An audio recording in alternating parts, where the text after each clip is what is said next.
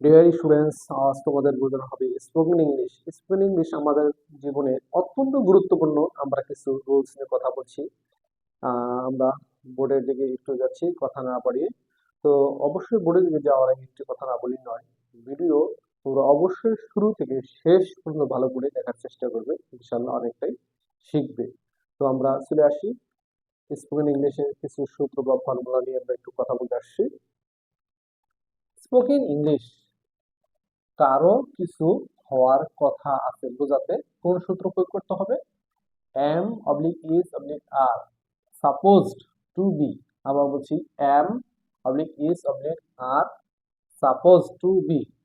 M হবে first person I এর ক্ষেত্রে, থার্ড পারসন সিঙ্গুলার নাম্বার হলে হবে ইজ, অন্যান্য সকল ক্ষেত্রে হবে আর। 1 নাম্বার, তোমার একজন সদস্য হওয়ার কথা।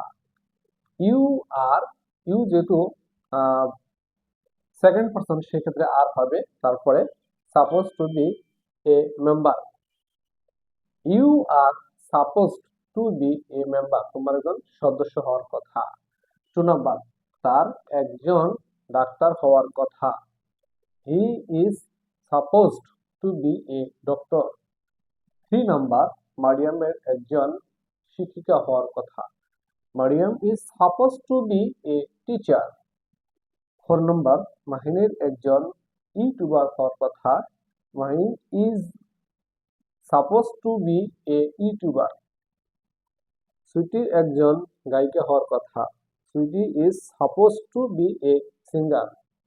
Deer students, suppose to be, am suppose to be, is suppose to be are suppose to be, এরকম স্ট্রাকচার দিয়ে বা এরকম ফর্মুলা দিয়ে আমরা হাজার হাজার শত শত আমরা সেন্টেন্স লিখতে পারি এবং বলতে পারি।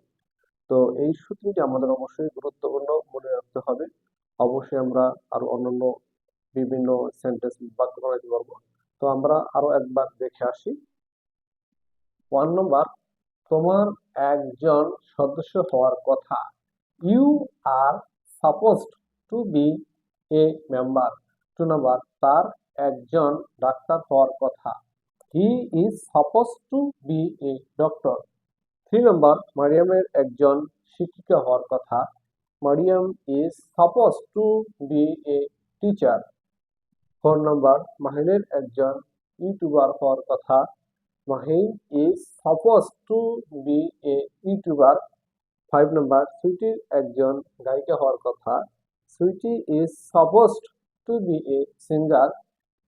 ডিয়ার স্টুডেন্টস, আজ আর নয়, দেখা হবে অন্য কোনো ভিডিওর অংশ বিশেষ নিয়ে, অন্য সূত্র বা ফর্মুলা নিয়ে। সে পর্যন্ত তোমরা ভালো থাকো, সুস্থ থাকো। Thank you.